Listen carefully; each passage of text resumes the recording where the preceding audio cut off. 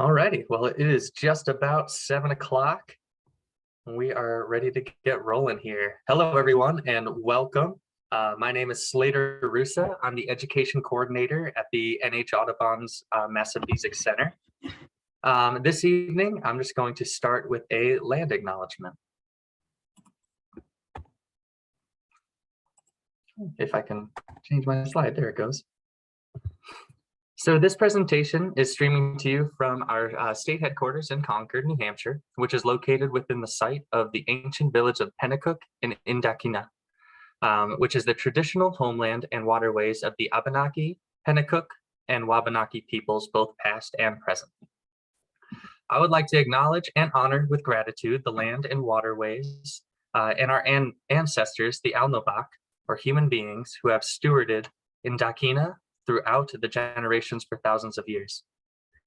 New Hampshire Audubon is honored to continue the stewardship of these lands, providing opportunities for all people to form connections to the natural world through our programs and wildlife sanctuaries around the state. I invite you to learn more about the Indigenous presence on the land you occupy by visiting the website native-land.ca. Here you can explore and click on territories of the Indigenous folks and get connected to the resources to learn more. And for a more in-depth understanding of the Granite State, check out our educational resources at indigenousnh.com. It includes an interactive story map that details the Indigenous presence and their stories here in New Hampshire. All right. And thank you for your interest in tonight's topic, which is gardening for pollinators and wildlife with Vicki J. Brown. This talk is our first session in our pollinator webinar series, which will be going through June. And for those of you who don't know, the NH Audubon is a state-based environmental nonprofit organization that is completely independent from the National Audubon. We rely on members and donors like you to support our charitable mission, which has 4 programmatic pillars: connecting people to nature through environmental education experiences, such as this webinar, and along with school programs, public programs, and nature day camps.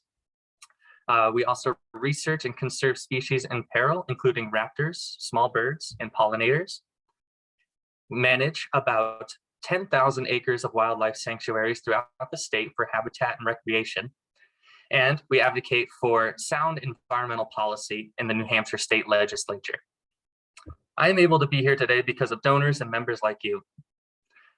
We also rely on a huge network of volunteers that assist us with wildlife monitoring, animal ambassador care, and environmental education. And also wildlife sanctuary management throughout the state. If you are a volunteer, member, or supporter of NH Audubon, I would like to sincerely thank you. We simply couldn't achieve our charitable mission without you. If you would like to become a part of our conservation family today, which I hope you will, please check out our website for ways to get involved. A few logistics for this evening. We do have over 110 people registered for this evening's talk, so you'll see that we're in full webinar mode. Please feel free to use the chat for any thoughts, comments, and reactions you might have, and reserve the Q&A button for any questions that you would like to be answered by Vicki. It has been great to see the geographical reach that we've been able to obtain through these webinars, so just for fun, try typing into the chat where you're watching this presentation from. And others might feel to engage. Make sure your chat is set to everyone. I want to give a quick shout out to Diane DeLuca, who is the senior biologist responsible for orchestrating the series. Without her leadership and coordination, these webinars would simply not happen. So thank you, Diane. And Diane and I will be monitoring both the Q&A here in Zoom and on Facebook Live throughout the evening.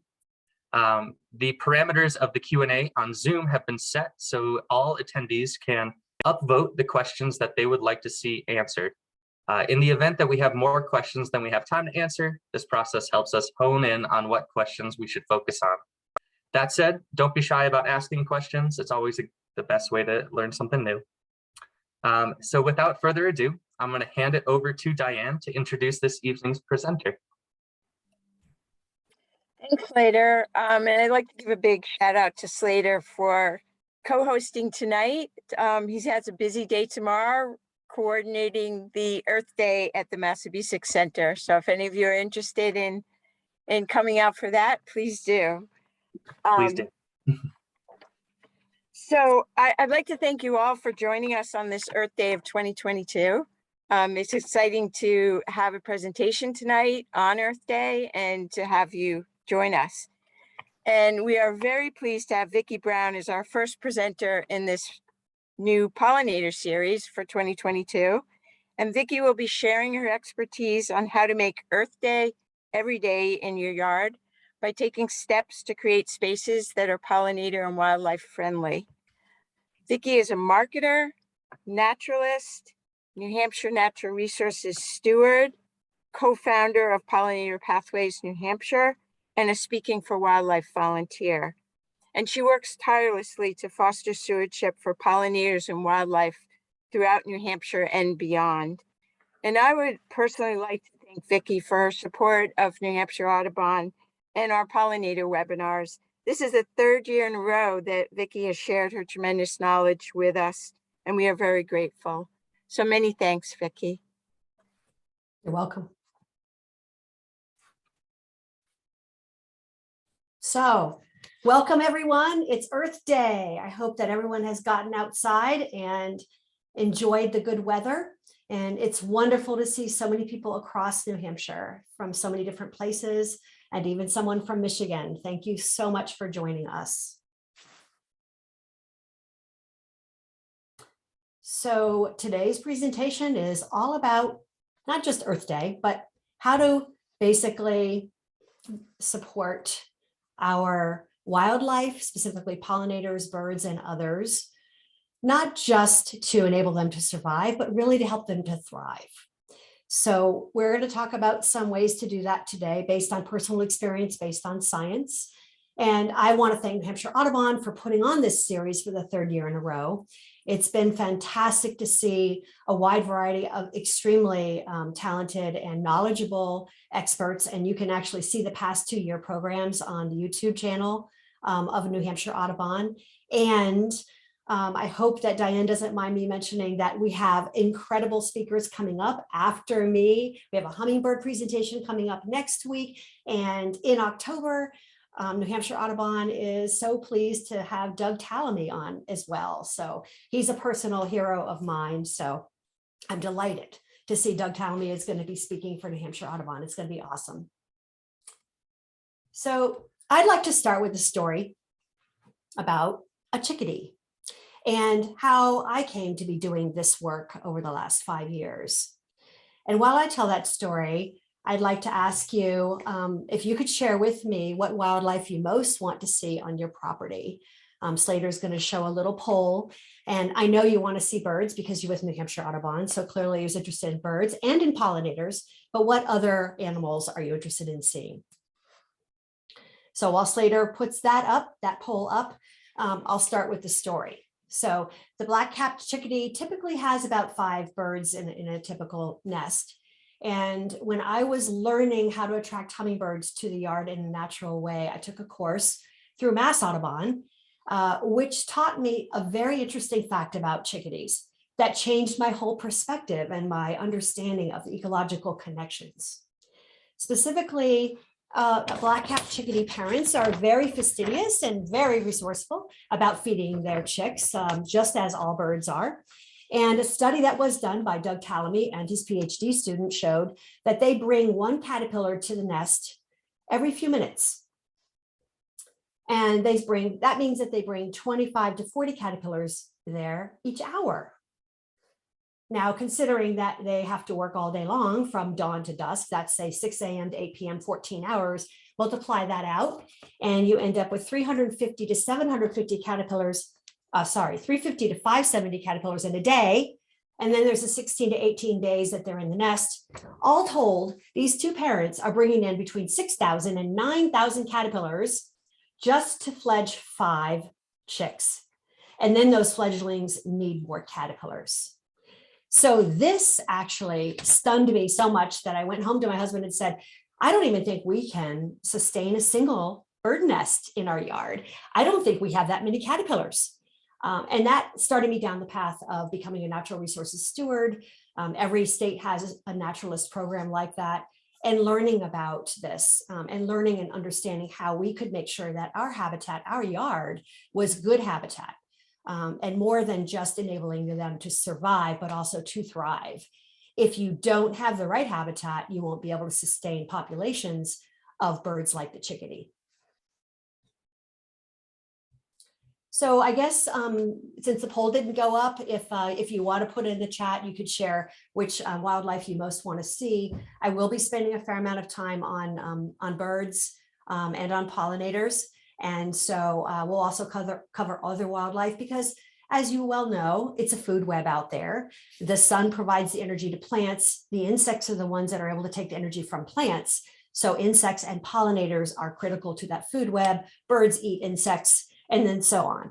So we'll be talking about ways to support habitat for all animals. Vicki, just one moment. To put up the poll of yours, I need to reclaim being the host, or have you just go and do it as well? We can skip it for now, and then if you need to reclaim host when I do the second poll, we'll do it then. All right, so we'll just skip the first poll. All right, no problem. All right, so if you take a look at what it is that animals are looking for, birds and pollinators alike, if you think about some of the things that they need, they're no different than things that we need, right? Obviously food and water and habitat. They also need space and room to nest, so kind of nesting spaces. So those four things together are what we call habitat. And we'll be talking about habitat. But first, I'd like to take a look at what a typical house or yard may look like. If you look at this lawn or this front yard, if you look at that and you think, is there opportunity for wildlife here to provide food? How about water? Do they have much shelter? And the answer is not so much. There's really very little life going on in mulch. A bee can't, get underneath there and make a nest. Animals can't really hide in it. There's no water visible. I don't see any fruit trees. So it's difficult for animals in this scenario. Perhaps there's some fruit or nut trees or berries around the corner in another part of the yard. But this particular habitat, if you will, is not really suitable for most wildlife. And that's because the grass is one species in that whole space. It's cut too short. The mulch that's on the tree will probably kill the tree in 5 years because the mulch will actually rot the bark. It's way up too high. And it will also prevent the roots from getting the oxygen that they need. So say no to volcano mulching. And the shrubs, again, not providing much for native wildlife. Now, if you take a look at a natural landscape, and this is an example of a natural landscape, you'll see a very different picture. This has many different colors of green. In fact, there's a lot of green. We don't see any mulch at all. And it looks very welcoming to us, right? I mean, this is a place I'd like to walk to, sit down on that bench. And there's a diversity of flora in here that attracts all different kinds of wildlife. So you've got flowering plants. You've also got many different layers and structures. You also have deciduous trees, and you have coniferous evergreen trees. And there's some areas, a little bit of bare soil over on the left, which is important to animals that need access to soil. And even the pathway is organic, right? It's rock. So there's a lot of things about this landscape, this particular area, that is going to be attractive to many different kinds of birds and pollinators and other wildlife. And we're going to talk about ways that you can do this in your yard. So let's talk first about food. We'll talk about cover and we'll talk about water. We will not spend any time in this presentation talking about places to nest, because essentially if you have what you have in your yard, you may not be able to add extra space for nesting, but you probably can provide it if you have a yard. And we'll talk a little bit about that, but not as much about food and cover. So birds and other animals really rely on fruits and nuts and seeds. You've got white acorns here and various types of dogwoods and crabapple and elderberry and blueberries. And you've got white ash here on the right. So basically any plant that's providing seeds is going to provide food for someone or something. And the fruits and the nuts, of course, are, especially the fruits, very important to birds. And in fact, the flowers that are part of all of these are critical for our pollinators as well. And we'll get into that in a moment. But one of the best things you can do in your property is to add plants that have fruits or nuts or seeds. Make sure it feeds somebody. It can feed you too, but that will be a wonderful addition to your property in terms of bringing in wildlife.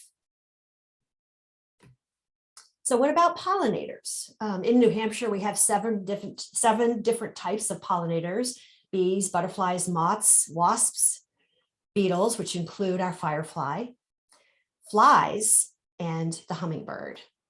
And pollinators, for us to really support them in our yards, it takes more than flowers. And I'm going to talk about 5 specific things that you can do that are not that hard. If you even do a few of these, even one of them, it will make a difference and help our pollinators. So the first thing is to avoid chemicals. We've got this nice bumblebee here on the coneflower, a picture from Diane, right? And here is a lightning bug or a firefly. And both of these insects are very much affected by chemicals that we might put in our lawn for mosquito or tick control, or even herbicides and fungicides. And so are amphibians. Amphibians are also affected. Think about the fact that they have a very, moist, kind of thin skin. There's not a lot of a barrier there for them if there are chemicals in the water or in the places that they are. So if you can, it's not black or white. Nothing is ever black or white, but avoid chemicals in your yard. There's really, in my opinion, there's no reason to put chemicals on your lawn. But we can talk about that in a moment when we talk about lawn. So try to make it a pesticide-free area, and that will be very good for the pollinators and also other animals. That's the first thing. The second thing is obvious. We know that we need to plant flowers for our pollinators. They need pollen and they need nectar. And so it can be a little bit overwhelming to think about it beyond summer, but I encourage you to think about planting some plants that are going to provide 3 seasons of color for you and beauty for you, as well as food that is good for our pollinators. And it turns out that the spring plants are very, very important. Our early bees, the mining bees, the orchard bees, the queens that are coming from the different bumblebees, they all need early nectar, early pollen in order to establish their nests and to thrive. So this is a red maple. That's a really good thing, as are willows. So these 2 trees are critical for our pollinators in the early season, as are trees that provide sap. Sap is a very important piece too. So other plants that you could do, golden Alexander. My golden Alexander, I have 4 plants that I just put in last year. One of them was flowering 2 weeks ago, very low to the ground because we had just gotten snow, but I had 3 sets of flowers at a very low level on one golden Alexander. So those are really good plants. In the summer, it's a lot easier because we all tend to plant for the summer. We've got 3 kinds of milkweeds that are really great: the regular common milkweed, swamp milkweed, and the butterfly weed, which is here, which is orange. Also recommend, I love the spotted bee balm, and many of the monardas are really wonderful in the summer. And then lastly, if we think about the fall, we tend not to think about it as much, but it's extremely important if you think about those migrating insects. So we know about the monarch butterfly flying 2,000 and 3,000 miles. It turns out there are many insects that migrate. Besides monarchs, painted ladies migrate, and some species of dragonflies migrate. They need food to fuel that journey. And our goldenrod species and our asters, which are native to our area, are really critical. And goldenrod is not the cause of our allergies. It's actually ragweed. Goldenrod doesn't have pollen that's wind dispersed because it is insect pollinated. It's the wind pollinated plants that cause our allergies. So think, the white pine, birches, and ragweed. So 3 seasons of flowers is a really important thing so that there's food for all the pollinators depending on when they come out, and they all come out at different times. The next thing to think about is to feed the babies too. And we're always thinking about feeding the adults, but insects go through metamorphosis and they have 4, kind of stages. And the life cycle of the larva or the caterpillar is one in which they require a specific kind of food. So this, as you know, is a monarch caterpillar, and the monarch caterpillar requires milkweed. We learned this in school, but that relationship is not unique. It actually is repeated with every Lepidoptera or butterfly and moth species. They each have evolved over time to feed on one particular plant or genus of plants.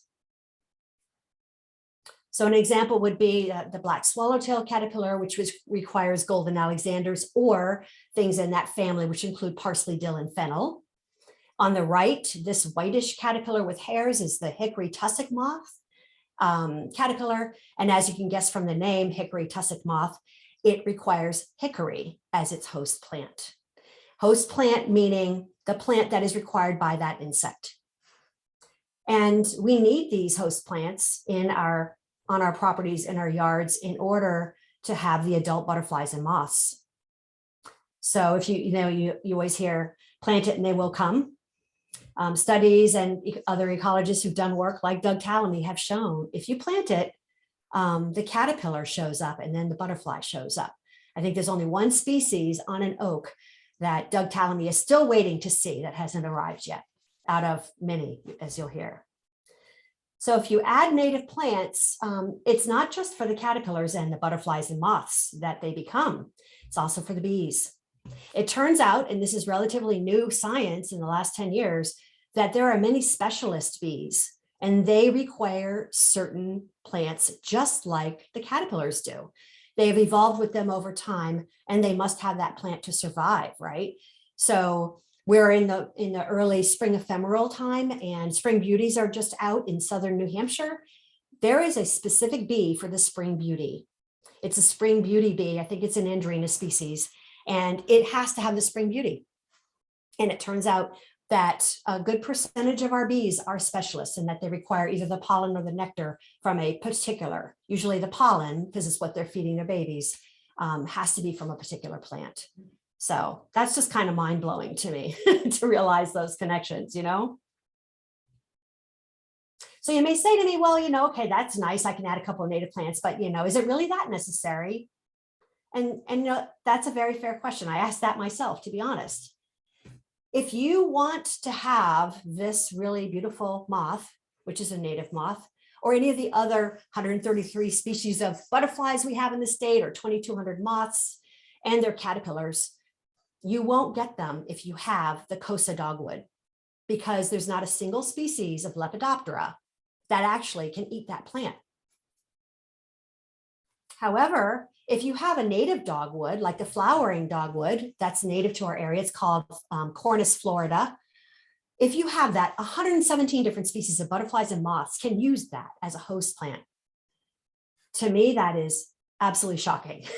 So someone, there may be an animal that uses the Kosa dogwood for a shelter or as a landing perch or something, but none of the caterpillars can eat it.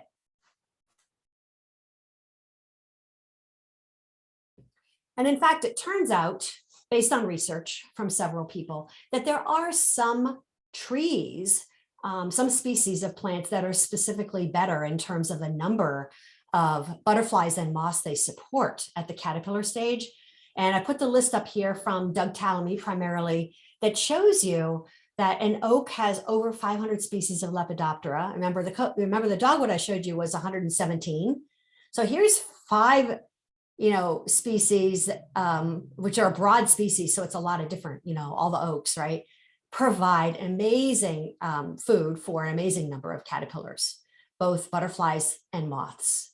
So this is something to really think about. If you're thinking about, Arbor Day and planting a tree, consider planting an oak, plant a willow, plant a birch. And importantly, if you have them on your property, value them, because think about what they're doing for you.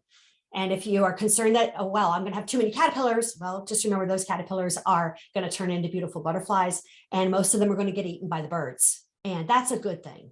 We want that, right? We want holes in the leaves of some of our native trees, because then we know our garden is working. We're feeding the wildlife that we want to support. Now, another thing to consider is the fact that there are many plants that we have put in our landscapes that are not from here, whether they're not from New Hampshire or New England or wherever you live. They're not native to here, and some of them don't do much harm, but there are more than 25 that are on a list of prohibited species in both Massachusetts and New Hampshire. And the prohibited species are prohibited because they're doing damage to the ecosystem. Their very presence is doing more than taking up space. They are expanding their space, and in many cases crowding out the native plants that are required for our local wildlife to survive. So specifically for the pollinators. So if you can, and you have any of these in your yard, on your property, and you can replace them with a native rose or replace them with a 9-bark or something instead, that you could do a high bush blueberry instead of the burning bush. You're providing food for animals and shelter. It's native. It's a blueberry, vaccinium. Those have hundreds of species of butterflies also that can use those plants too.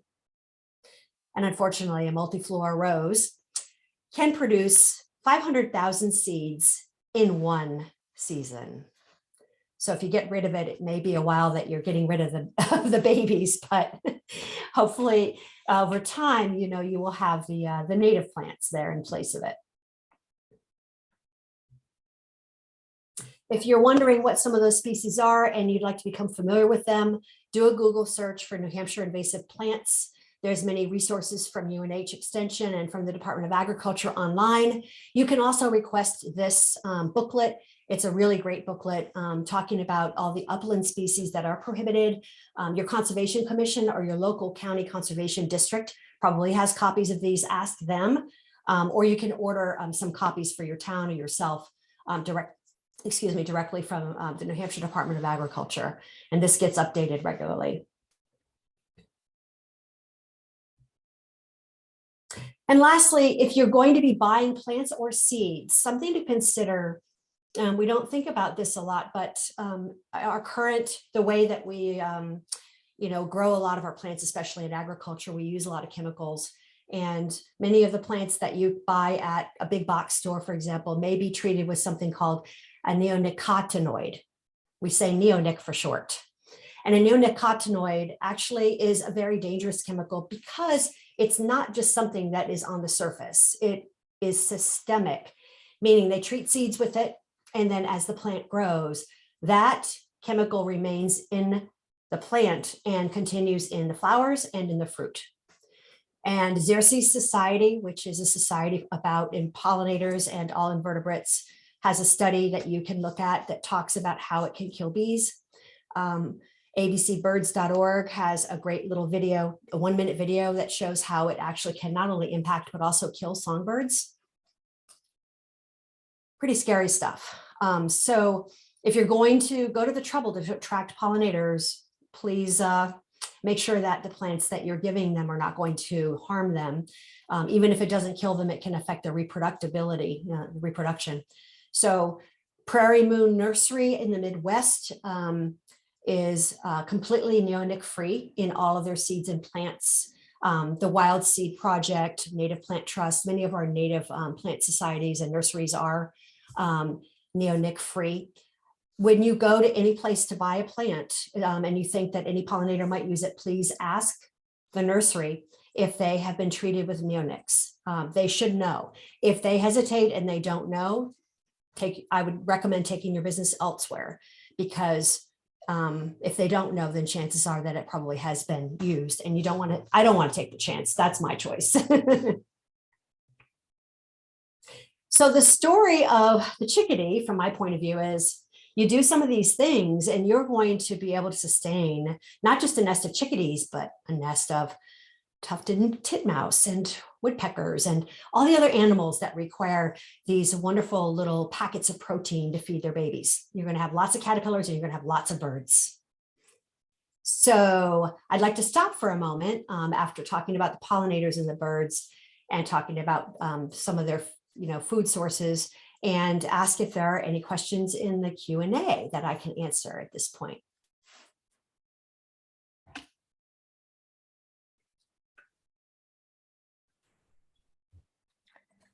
Aren't any questions right now in the Q&A? I would encourage people to share out questions if they have them. Oh, hold on. Do the birds eat the jumping worms that are invading now? That's a great question. Wow, I hope so. I don't know the answer to that, but I would assume that robins probably are eating all the worms, and they probably would be very happy to have the jumping worms. But I don't know the answer to that. And I do hope that the birds and some of the other wildlife eat them. That would certainly help. Yeah, I would agree. Are organic seeds neonic free? My understanding is that they should be, yes. But it's still worth asking to be sure. What I've read is that if it says it's organic, it's also neonic free.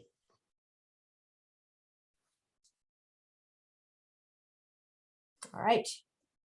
So I will move on, and we'll have time for questions again. Oh, do you have another one, Diane? One more. How Okay. quickly did your land turn into a wildlife paradise? That's a great question.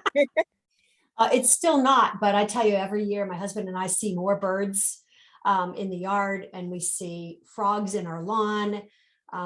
We have really, we have 2 acres of lawn, which I am slowly trying to convert into habitat, basically little shrubs and perennials and ground cover that's not lawn. And it's a long process, but I definitely see progress there, but it is not a wildlife haven yet, not until I get rid of almost all of my lawn, from my point of view. All righty. So thanks for those questions. And again, please, if you have any others, put them in the Q&A. We'll have more time for those. One more quick question, since this happened in your presentation already. Linda's asking, what is golden Alexander? Never heard of this. Okay, golden Alexander is a perennial, comes back every year. It has yellow flowers. Its Latin name is Zizia aurea. Zizia, A-U-R-E-A, and you can get it from most of the native plant nurseries, or if you're a part of native plant groups, lots of us share seeds and plants and stuff too. All right. Thanks, Vicki. Sure. So we talked a bit about food, basically sustenance for pollinators and birds and others. Let's go into a little bit about shelter and cover. So that they can avoid predators, they can avoid temperature extremes, etc. So one of the most important things to consider is the plant structure. And this is something you can easily think about in your yard. If you have a tree, it's a deciduous tree, maybe it's a coniferous tree. If it's a deciduous tree, you could put something underneath it and add another layer. But there's structure to everything. And in nature, when you walk in the woods or you see a forest, see what you see, many different layers. We typically have multiple layers. We've got the ground cover. You typically have herbaceous level, and then you have shrubs, and then you have an undercover, like an understory, and then an overstory kind of situation. So multiple levels, and you can make some differences in your yard just by changing that up a bit. Maybe changing the height of your lawn in certain parts and letting some of it grow higher, perhaps adding some shrubs or ground cover underneath trees. I basically put one of our native plants, which the hummingbirds love, called jewelweed. When they were small, I transplanted a bunch of them underneath one of the crabapple trees, and now have this wonderful kind of area around a crabapple that's jewelweed. And the nice thing about that is it's good for the hummingbirds, and we don't have to mow right up to the trunk, which provides a benefit for the caterpillars that are falling down from the trees, because then they have a soft landing, which is a place for them to overwinter without us mowing them or stepping on them. So there's a lot of things you can do on the plant structure side, different layers. And that's because wildlife seeks out different layers. Those of you who are birders know where you can expect to see a cardinal. It's going to be kind of at our eye height, maybe 10 feet high. They have that kind of like shrubby level, as do catbirds. Then you think about something like an owl, it's always going to be in a coniferous tree. So they seek out different types of cover based on what they've evolved with and that ecological niche that they're in. So you can add layers. And here's an example of a landscaped area in front of a library in Nottingham. This is the Blaisdell Memorial Library. And this was specifically constructed to support wildlife. There are tons of flowers and fruits and nuts and berry trees in here, many different layers. You can see conifers and flowers and deciduous trees. Very interesting. I really love the fact that there is a little walkway that's organic in nature. It flows, it's beautiful, it's not straight. If I'm in one of my type A modes, I can rush to that entrance and go straight, but it's not straight. It looks like nature because it winds a little. And then there's a little bit of lawn next to it, but not a lot of lawn, just enough lawn for us to feel comfortable. I don't know about you, but I feel very comfortable in this kind of environment. And I've gone and visited this library in different seasons to see what it's like. And it's really stunning because even in the winter, there's interest. There's winter interest and it becomes a winter garden because it's natural. And there's a lot of birds around, as well as pollinators that are overwintering. So adding layers is one thing. And another one is to think about your lawn as a potential habitat. We have a lot of lawn, on most of our properties and in most of our towns. And that's a cultural thing. And, I just ask you to think, I challenge myself to think, how much lawn do I really need? So challenge yourself to think, how much lawn do you really need? Do you really use it? If you use it, great. If you don't use it, could you perhaps make an island out of it, of a guild with a tree and some shrubs in it and some wildflowers around the edge? Could you do something different to your lawn to create habitat that might, again, help animals, pollinators, birds, etc., survive? So let me tell you some ways you could do that, because this will enable you to spend less time mowing your lawn, as well as less time, doing herbicides and fungicides, and maybe, I should say, for fertilizers and herbicides, right? So one thing you could do is to embrace diversity. And by that, I mean that a lawn is simply typically one type of grass that we have cultivated to be one type of grass or one type of plant. That doesn't really support most wildlife. So if you allow other things to grow there and don't get rid of the dandelions, which can provide fodder and forage for our early bees and honeybees, you also get violets. And I think violets are beautiful. I don't know why some people want to get rid of them in their lawn personally, but violets are a host plant for a whole host of butterflies, including our fritillaries. Our fritillaries use violets as their host plant. So if you want to see this beautiful butterfly, and this is the Atlantic fritillary, if you want to see this and other fritillaries, you'll want to have some violets in your yard, maybe in your lawn. So Doug Tallamy says that we've converted our living and working spaces into 40 million acres of lawn. And every weekend we are mowing, and we're mowing a lot of it, and we're mowing it in inch high. And so he has this theory that we should basically create the Homegrown National Park. If you haven't heard of that, that is each one of us cutting our lawns in half and making them native habitat. And by doing that, we would create habitat across this country that's connected, one person's to another, which wildlife needs, connected. It would be greater than the size of all of our national parks combined. It would be 20 million acres. So here's another way you could do that. You could just mow higher. That's a very simple thing to do. Change the height on your lawnmower. Instead of doing 1 or 2 inches, change it to 3 or 4 or even 5. So we've been mowing ours at 4 inches for a couple of years. And just last year we switched to 5. We still mow every week, have to keep it looking good for the neighbors, right? But we have frogs living in our lawn. We have wood frogs and peepers living in our lawn in the middle of the summer when it's blazing hot. And the reason is 4 inches is pretty high. And at the bottom of that, there's a little microclimate that's cooler, and it's shielded from the hot sun. Frogs in the lawn, who knew, right? We didn't until we saw it. And it was like a light bulb went off, like, okay, this is really working. So Mow High, try for 4 inches, see how you like it. We went to 5, like I said, after 2 years at 4 inches. If you have a shady spot in your yard, and many of us do, and it doesn't want to grow grass, embrace it and say, okay, instead of grass, let's let it be what it wants to be. Let's put in the plants that like shade. You know, gardeners always say, and I'm not a gardener, gardeners always say, put the right plant in the right place. Well, in the shade, you want to plant a plant that likes shade. So you've got ferns and you've got mosses, obviously. Then you have other understory, shrubs and trees and perennials that like shade. There's lists of those from UNH and others. In the lower left-hand corner here is something called the Hobble Bush. It's got these little red berries in the lower left-hand corner. This plant is fascinating. It's beautiful, a native plant that you see in the understory in the woods. 3 seasons of color. In the spring, you'll see leaves that look like flat leaf hydrangea, white, beautiful, like a lace cap. You see these red berries in the summer, and in the fall, the leaves turn various shades of red and purple. Gorgeous.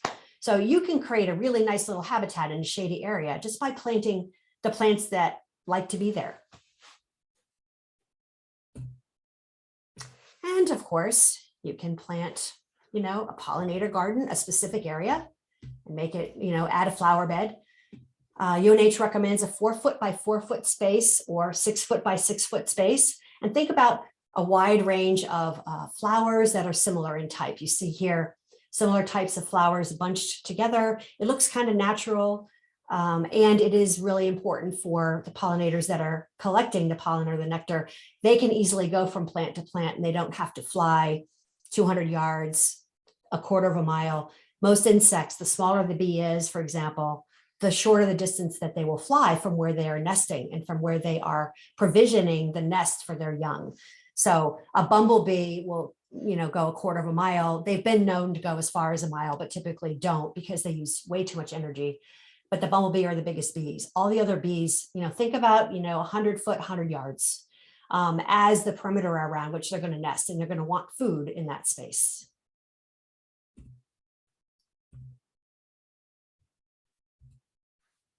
Trees. So I mentioned how important the different trees are. Oaks and willows and birches and our native trees. Value the ones that you have on your property. They can be amazing for the birds, as we know, but also for pollinators, both as habitat for shelter and cover, and also potentially for food. So value the trees that you have and consider them an important part of the whole ecosystem as you're supporting wildlife. If you have a tree like this one on the left, it's a shagbark hickory. It's got a nice cavity in it. You're going to have all sorts of animals in there, not just cavity nesting birds like the woodpeckers, but also other animals could be in there.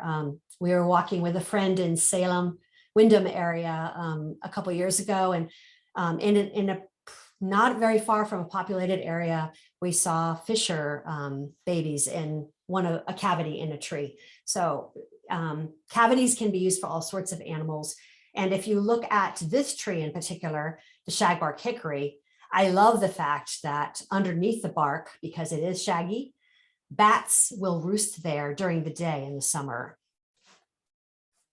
And of course, our moths will typically, because they often are drab colored, they will typically be up against the bark of a tree as well. So that's shelter for them because they're so well camouflaged. You can add nest boxes, of course. People do bat boxes and duck boxes and eastern bluebird houses, which can also become tree swallow houses. And if you're doing that, that's great. Mason bee hotels, people are doing bee hotels, which the experts, generally say they don't really like because it's not natural to have so many of them massed together.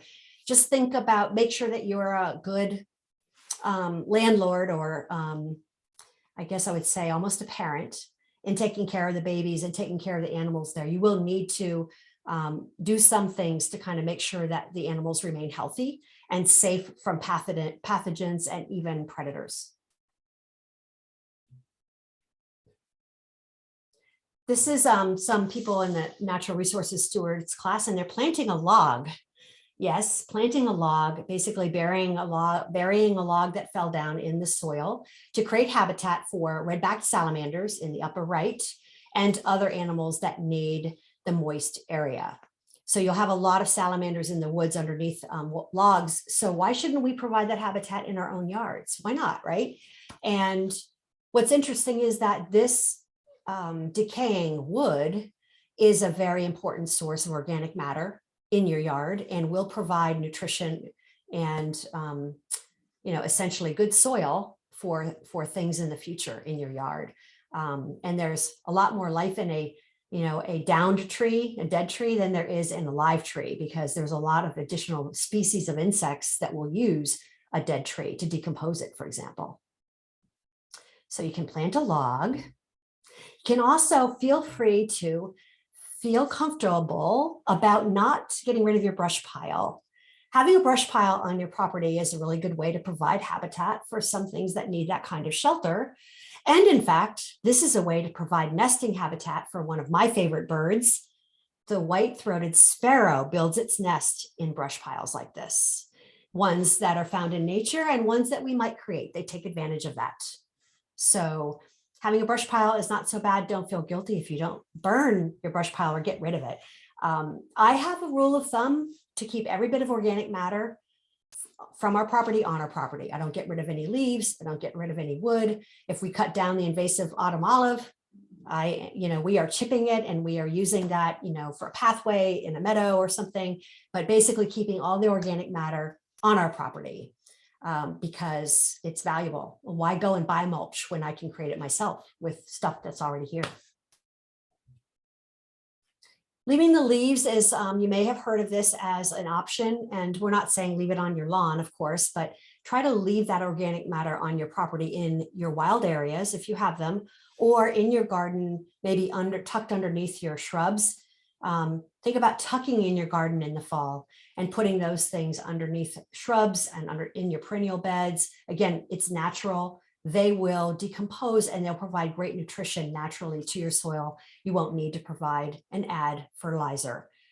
More importantly, leaving the leaves provides extremely important habitat for many pollinators and provides in the spring access to food for birds like eastern towhee and other birds that are on the ground that are looking for insects in the leaf litter.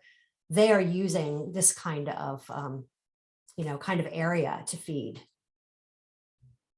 You can also leave the stems up. So another way for you to reduce the time that you spend in your yard, so you can spend more time enjoying it, is instead of doing fall cleanup and cutting everything down, consider leaving it up, because animals use it during the winter to overwinter. They also use it as a place to put their babies and their eggs. So on the left is a bee. We have 400 native bees in New Hampshire and 4,000 in the United States, but 400 in New Hampshire. Of those bees, typically 70% of our bees are ground nesting, and 30% of them are cavity nesting like this one. And a cavity simply means a hole in something that's usually already created, with the exception of a carpenter bee that creates one. All the other bees are using an existing hole. On the right here is a picture I took of my swamp milkweed. And you can see that when it breaks off at the top, it's hollow inside. And some other things like elderberry are not hollow, but they have a very easy pith that bees can get through. So if you leave those stems up, you will have bees actually using that as a place for them to nest. And this is what it might look like in the winter. I call this a winter garden. This is in the front of our house. And it was after a big snowstorm. I not only think this is a pretty thing to see, but it also is actually providing food to the birds, because all the goldfinches come and eat the seed heads during the winter. So they have natural food. And furthermore, in some of those stems and on those plants will be some insects that are overwintering in one of their 4 stages. Whether they're egg, larvae, pupa, or cocoon, or adult insects overwinter in different ways. And some of them are using structures on plants or in them to overwinter. And the last thing I talk about is water. Water is something that if you have it on your property, you're very fortunate. If you don't, it's not that hard to add it. You don't have to create a pond or do anything fancy, but you could simply put out a bird bath, and many other animals will use it.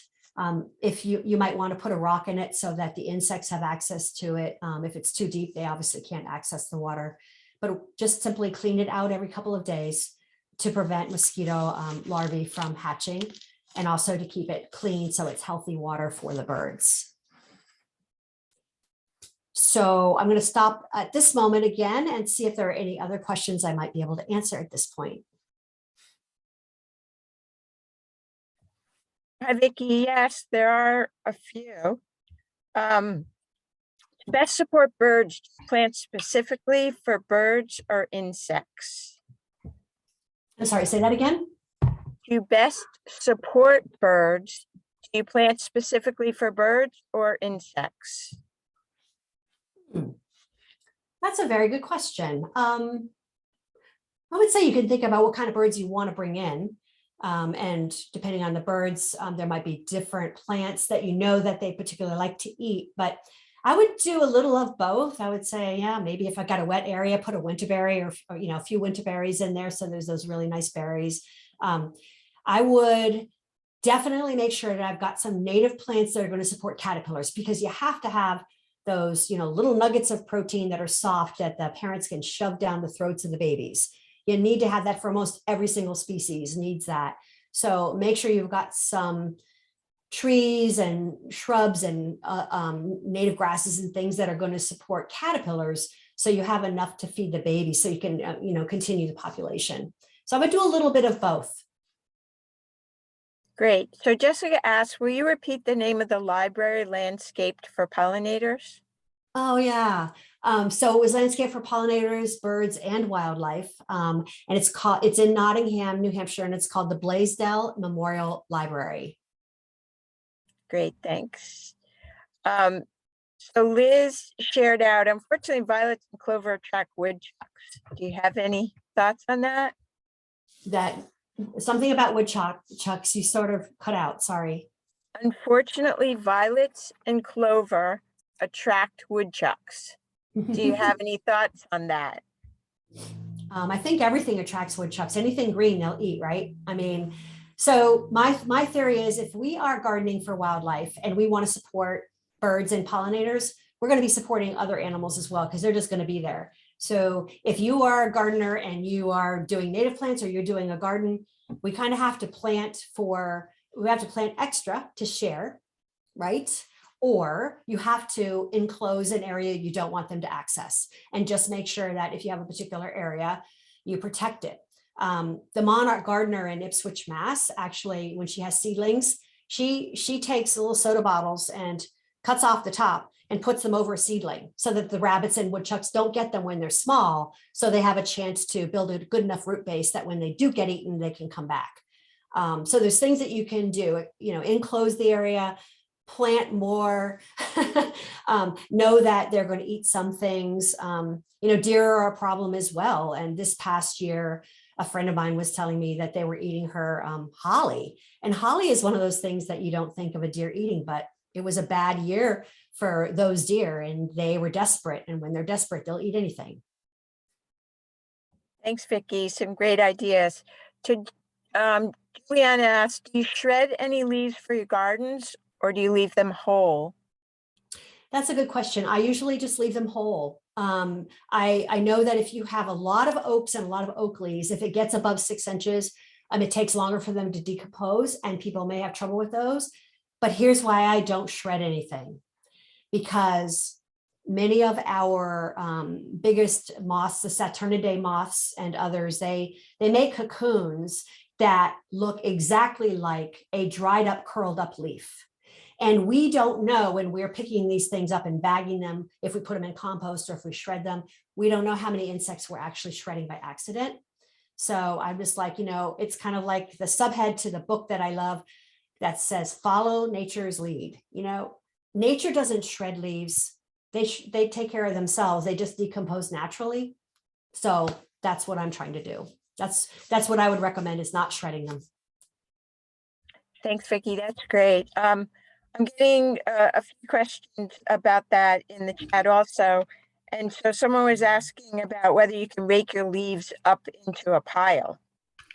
Sure. In fact, a woman who inspired me on all of this, who taught me about the chickadees, she's in Ipswich, Mass, and she has these huge piles of leaves, kind of like a brush pile, just huge piles. And she calls them her black gold. And it's leaf litter that has decomposed over the years, and it just breaks up in these tiny little pieces. And she actually invited me to come and grab some and put it in my yard, but you could put them in a big pile, sure. And they will decompose over time as well. And I would expect that there'd probably be some insects that would take advantage of that as shelter. Great, thanks, Vicki. So there are a couple of questions about this. Both Jessica and Becky have asked, how long should we leave overwintered stems into the spring? And if you do leave the stems in the fall, when is it okay to remove them? Meaning, when are the insects likely done with them? Yeah. So I don't have good news there if you want to completely clean everything up. Until last year, we all thought that after 5 days of 50 degrees, day and night, you could cut the stems down in the spring, because at that point, any insects in there will have not hatched, but they will have flown out and moved on. We now understand, and one of the speakers in this series will talk about this, Nick Dorian from Tufts Pollinator Initiative. We now understand that the life cycle of some of our bees is more than a partial year, so that these standing stems don't stop being used when we're ready to cut them down. So the current science and recommendation from the experts is to leave your stems up and just cut them to 12 to 18 inches and leave them there. And I know how hard this is. It's been hard for me as well, but let me tell you a story about me leaving up my swamp milkweed stems. Swamp milkweed becomes a big bush. It's different than common milkweed. So it's a big bushy kind of perennial, and it has these, kind of woody stems that are hollow inside. I left them up. And as they were sitting there, there were two benefits that I saw of leaving them up, besides the fact there might be things living in them.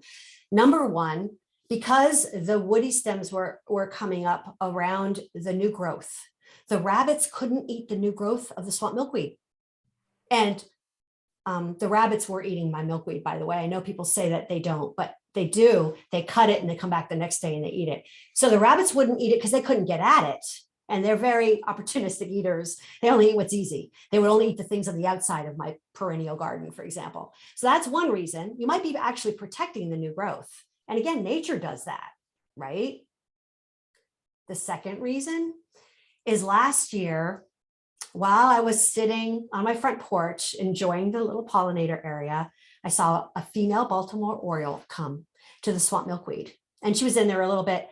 I see her flying off, and I am not kidding. She had a strand 18 inches long, trailing behind her like the string of a kite. It was the swamp milkweed fiber. She had pulled off the stem. She was taking it to make her nest. And the next day I saw her do it again, and she pulled another piece of swamp milkweed off and went flying off with it. Now, those of you who love Baltimore Orioles like I do know they make the most amazing nests. It turns out that the swamp milkweed also has antifungal properties for the nests. So again, that's just my observations, but those kinds of things make me just say, there's a reason for, not cutting them all down. It benefits it benefits us and the animals. Thanks, Vicki. Those are great stories. And I appreciate you sharing more about the new research, because I think we're all wondering what we should do in our gardens this spring. Mm-hmm. So Jane asked, conservation grass seed for your county help keep a lawn diversified? Does conservation grass seed help keep a lawn diversified? I don't know about conservation grass seed, so I guess I can't answer. I'm not qualified to answer that question because I don't know about it or what it is. It might be if it's native grasses. it certainly would be good. And if it's more than just a single species of grass, it would be good as well. Yeah, I don't know anything more about it either. Maybe one of our participants does and they can share out with us. That would be great. Kathy says, can you explain what carpenter bees do? Are they not good to have around houses? Will they destroy siding, fascia boards, etc.? So carpenter bees have been known to make holes in our property. Usually it's people's barns, and it usually when they do it, you may not notice it until there's been a couple of generations. So there are a few holes. Generally speaking, if there's enough kind of like dead wood and other materials around for them to use, they may not use your house, but if they do, you may need to plug that hole to prevent them from making more. You can also, typically if you paint the wood, they will not make holes in your house, or if it's something that's non-wood. So just recommend, treating your wood, and you probably won't have any troubles at all. Great. And Kathleen is wondering, how can we attract dragonflies to our yard? So dragonflies love to eat hatchings of different things, and they typically fly over ponds. So think about having a water, fresh water, and maybe creating a pond or something. I mean, I've seen dragonflies around my yard. We don't have a pond, but I've seen them resting on different trees in the yard. And yeah, I guess I don't know enough about dragonflies, but I would say maybe do some research, probably Xerces Society, xerces.org. Go there and do a search on dragonflies. I bet you'll get some really good info. They have great information about how to ensure you have fireflies in your yard, which we're all missing because of pesticides and other habitat loss. So they have some really good ideas about also how to, get fireflies and lightning bugs back in your yard. One of them is reducing the amount of light that we typically have. Great. So Gwen is wondering, I have large swaths of moss in my yard, no lawn, which I like. Does it provide anything for the birds and insects? Well, moss is natural. So moss is a natural way of, if you think about an area, moss will grow in an area that typically doesn't have a lot of nutrients and tends to be wet. So in the woods, I've noticed that areas where moss grows often becomes the base for other plants to grow. You'll start to see things like ferns growing out of it. And over time, it kind of creates a mat that retains moisture and has nutrients in it for other plants. So I would say if it doesn't now, and moss is probably, they definitely serve some ecological function and probably support pollinators in some way. I just don't know the details, but hopefully I'll be able to answer that question next year because I'm taking a 2-day mosses course. Oh, that sounds great. Yeah. So Becky just shared out that New Hampshire Audubon's pollinator garden at the McLean Center in Concord has golden Alexanders if people want to see it. And thanks, Becky, for sharing that. Awesome. And they will be blooming soon. So if you do want to see the golden Alexanders, come in the springtime in the garden there. Yeah, they should be blooming. Yeah, like you said, soon, because one of my 4 plants is already blooming. But they typically have stalks, 10 inches high that the flowers on the top. And this early blooming plant, they were really close to the ground, I think, because it was still so cold. So this was a great set of questions. Thanks, everyone. And thanks, Vicki. And then Terry, I'll just share this out and answer it as well. Terry asks, can you provide a link to the recording before we sign off? I want to share this excellent talk with friends. And yes, there will be a link, Terry. It will take, a few days to actually get it up on our YouTube site. So it will be linked to the New Hampshire Audubon YouTube site, and we will have a follow-up email that will share out resources from Vicki's presentation, as well as the link to see the presentation again. great. All right. Oh, I'm going to move on. Vicki.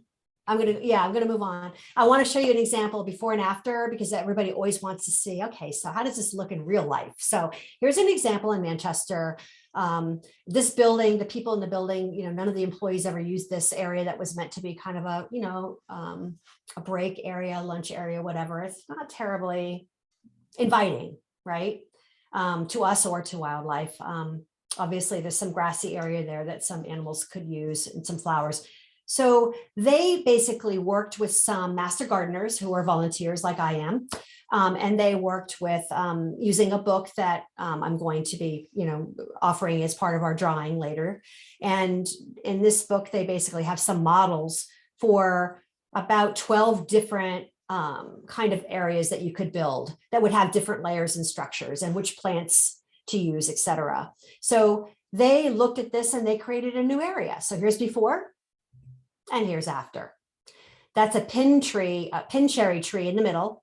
Now before there was no pathway or anything, and there was no structure and no layers, and look at the difference. Now you'll note in here, there's a lot of mulch. That mulch will go away. This is right after they did it. That mulch will go away when all of these native plants grow to their normal size. They will grow up and they will grow wider and cover up that mulch. And because they are native plants, they will naturally create their own mulch. You will not have to mulch them, and you will not have to water them. You will not have to fertilize them. So it's going to be a lot easier to take care of. There's no mowing, there's no landscaping, fertilizing, whatever, and people can utilize this area. So if you do these, some of these things that I suggested, and you take a look at this landscape, you might be lucky enough to have spiders in the tall grass. If you don't like spiders, you're also likely to have, if you have the mud dauber wasp, well, mud dauber wasps are really great because they collect spiders. And that's what they provide to their young. You will have, yep, so we went really fast there for some reason. What happened? Okay, it's going on its own. Whoa. Okay, my computer is going crazy. So one moment here, let me get back to where we were. All right, so if you are fortunate enough to do this, you will have the spiders, you will have, turtles in your lawn, hopefully walking through, you'll have owls in your coniferous trees, and you will have various types of pollinators, both on your trees and at your flowers. You'll have turkeys maybe coming through, and they'll be eating the grasshoppers in your tall grass. And may have, if you don't already, you'll have catbirds in the shrubs. You'll have cedar waxwings eating elderberries and crab apples, and amphibians, different frogs in your, higher mode grass. You'll have all these wonderful things. So, instead of launching the poll, I'd like to ask you to please, when we send you the follow-up email, there will be a survey link. In fact, I might add it into the chat, or Slater or Diane can add it in. And in that survey, it will ask you, what change you will make. And I really encourage you to think about making one change, just one, in what you're currently doing in your yard or in your community, because you can make a difference. And it is Earth Day, and you're here because you want to make a difference, and you are making a difference. So thank you. These are the resources I highly recommend. I've mentioned them all, I think. Go Botany is where you go if you want to find out if something is native. When you go to buy something in the nursery, be careful. If it says native plants, it doesn't mean it's native. It means that they say it's native, but sometimes it's not native to here. Sometimes it's just, there's actually a brand name that has native in it, and you assume it's native, but it's actually from California. It won't do you any good. It needs to be native to our ecoregion. So use Go Botany. The link will be in the email that Slater and New Hampshire Audubon send you. Use that and check the species that you're thinking of purchasing. And if it's not native to this area and you want to help the pollinators and birds, get something else. So I'm going to summarize with 10 quick tips. Add native wildflowers, add native trees and shrubs, shrink the lawn, reduce it, join the Homegrown National Park movement, replace the plants that are non-native, especially those that are prohibited, because those are doing damage to our ecosystem. Mow at a higher rate, skip the cleanups, right? Allow your brush tile to exist and benefit from it in the winter when you can see what animals are using it. Add some water, skip the chemicals, just try not to use them. And then lastly, get out there, put a bench or a chair out there and just sit out there every day and just see what you see, smell what you smell. Here, it is amazing. You will be amazed at the difference that you can make with a few of these simple changes. So I'd like to let you know that I'm offering, we're doing a drawing, and one of these 3 books can be yours if you were the winner. Simply answer the survey, and the link will be in the follow-up email. The survey is just 7 questions, and it's just a way for us to find out how we did and how we can do better. If you provide your email address in that survey, you'll be entered into the drawing. New Hampshire Audubon will pick one of you, and then I'll contact you and find out which book you want and mail it to you. These are 3 great books, by the way. If you don't have them, highly recommend them. And that's it. I want to say thank you and tell you that I'm very happy to take questions if we have time and if there are any questions. Thanks, Vicki. That was great. And there are many thank yous, and this was a fantastic program that are in the chat and the Q&A. And John, thank you for putting that in the Q&A, because that question got missed, and I will ask that out for Vicki. It's about ticks. And Dawn says ticks are such a big concern. Could you speak to them? I noticed that my natural lawn has less than the manicured ones. Interesting. Okay. I haven't heard people, actually state that, but the common kind of the conventional wisdom is that if you keep your grass at a manageable level, or you stay on paths when you're in the woods, and you don't walk through the meadows and long grasses, you're not likely to get ticks on you, because they typically are questing, meaning they're in the end of something and they're waiting for heat or carbon dioxide, or movement, and then they will, basically like transfer to you or to any other mammal or bird. And so if you keep your, if you keep your lawn short, if you walk on paths, if you have a path through a meadow area or in the woods, that's one way to avoid them. The other way is to, ensure that there are natural predators out there. Opossums are very good at eating a lot of ticks. There may be some question as to whether it's 5,000 a season or not, but they do eat ticks because they groom themselves. So you can have natural predators. But the main thing to do is, like with mosquitoes, is protect yourself by wearing insect repellent. And if you don't want to use insect repellent, or, wear long pants and long sleeves and a hat, and tuck in your pants so that they don't get on you. When you get home, take your clothes off, throw them in the dryer for 20 minutes on high, because they can't handle dehydration. They will die, but they can survive a wash. They can survive the washing machine. So, but they can't handle being dried out. So I just come home and take off all my clothes, throw them in the dryer, put them on a timer for 20 minutes. And then I know that the ticks are gone. I check my body, and if, maybe take a shower, but that's the way to avoid ticks. That's the best way to avoid ticks without us inadvertently damaging the beneficial insects that we want to support. Thanks, Vicki. Rose mentions, what about chickens? They eat ticks. Yeah, absolutely. People have told me that that's how they manage them on their property. In fact, Petals in the Pines and Canterbury talks about that. It's that's one of the natural ways to get rid of ticks. Yep. Great. And John is wondering, how do you recommend cleaning a bird bath? So just dump it out, and you can use a brush to clean it. You can either use vinegar or bleach to kind of sterilize it or disinfect it, and then just wash it out really well. I use vinegar a lot instead of bleach because I use vinegar and water to clean out my hummingbird feeders every time I exchange them. So vinegar will do it, but then again, you just have to flush it to try to get rid of the vinegar, flavor / smell. I have seen so many birds come and actually drink the rainwater that's on the top of a table or on my deck instead of drinking the water from the bird bath. They know what's natural, but if they don't have it, or if you have we have a heater and keep the water basically unfrozen throughout the winter. So they know where to go to get water when they can't get it anywhere else. So Kathy actually left a couple of links about ticks and about guinea hens and bobolinks eat ticks too. And Insect Shield sells treated clothing, so people should go there Yeah. and share out that link if you want it. And also Rose says vinegar mixed with baking soda. Is that okay? What to clean a bird The bath? bird baths, I'm assuming. I don't know. I haven't heard of that, but I don't see why it wouldn't be if you didn't clean it out well enough. I mean, it should work. I will mention on the tick thing, I forgot a very important way that we managed to not get any last year. You can buy clothing that has permethrin in it.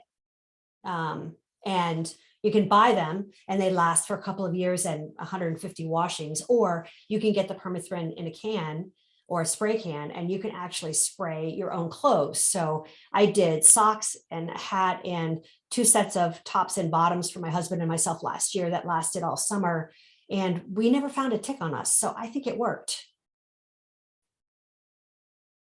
That sounds like a great thing to try anyway. So Mary Ellen's wondering if do you know of any spring blooming bulb plants that support pollinators? I think that there are some of the spring blooming plants that are corms. I'm not sure about bulbs though. I would highly recommend everyone take a little journey to Garden in the Woods, owned by Native Plant Trust in Framingham, Mass. Yes, it's a bit of a drive. It is worth it. Right now, it is stunning. I was there Thursday, and there were at least 10 native plants in flower right now. And so they're all ones that you're going to want,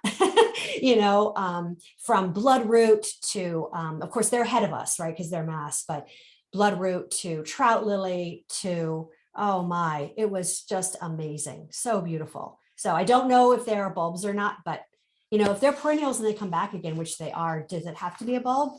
I don't think so. Great suggestion. Vicki, I just want you to know how many great compliments you're getting in the Q&A in the chat. People have really enjoyed your presentation. We're so appreciative of you sharing with us and all your great information.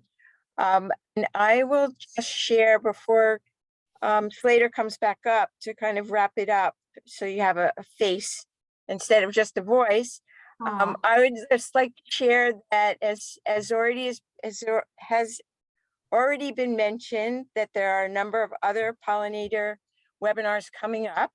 So please go to our website and you can see them all listed on our event calendar. We'd love to have you join us for some of the others. And as Vicki already mentioned, Anusha Shankar from Cornell University will be doing a presentation on hummingbirds next week, Wednesday, April 27th. And I'm really excited about it. She's been doing research on hummingbirds, so it will be the latest research. So that should be a great webinar. So please join us. And we have a couple of other events coming up. We will have a native plant sale on June 12th at the McLean Center in Concord. And this will be in person. We've done online for the last 2 years. This will be an in-person native plant sale, Sunday, June 12th from noon to 4. So if you're interested in buying native plants, and they are definitely safe native plants, please join us then. That would be great. And on June 25th, we're planning a BioBlitz in our pollinator habitat at New Hampshire Audubon Center in Concord. And we'd love to have participation of anyone who's interested in joining us. The goal of our BioBlitz is to get people interested in looking harder at what's actually living in our pollinator habitat.